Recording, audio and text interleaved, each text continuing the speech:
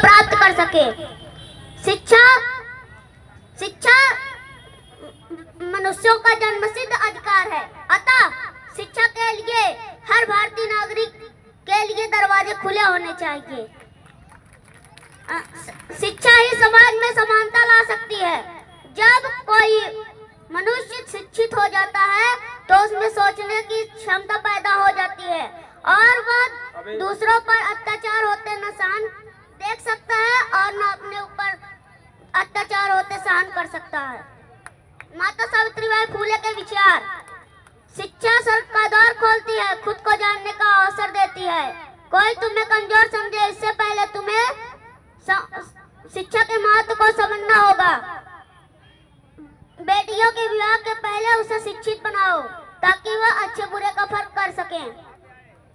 आप सबके बीच दो शायरी। सबसे पहले अपने समाज में जन्मे संतों, गुरुओं, महापुरुषों, त्यागियों को नमन करते हुए करुणा के सागर, समता, समानता, मैत्रित्व, मानवता, शील, सदाचार, प्राणी उपकार, सत्य, अहिंसा, बहुजन हिताय बहुजन सुखाय, अंत और आदि प्रज्ञा और समाज का पाठ पढ़ाकर विश्व को ज्ञान का दिया दिखाने वाले युग पुरुष, युग द्रष्टा, युग प्रवर्तक मां कारुणिक बुद्ध के चरणों में कोट कोट नमन और वंदन करता हूँ।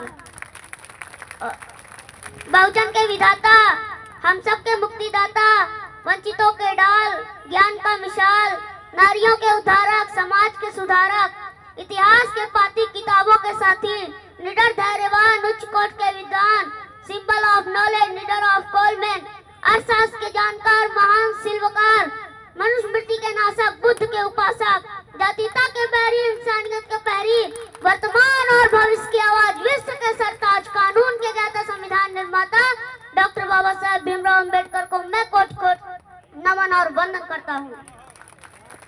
आप सबके बीच एक कविता मैं कहने जा रहा हूँ कि भारत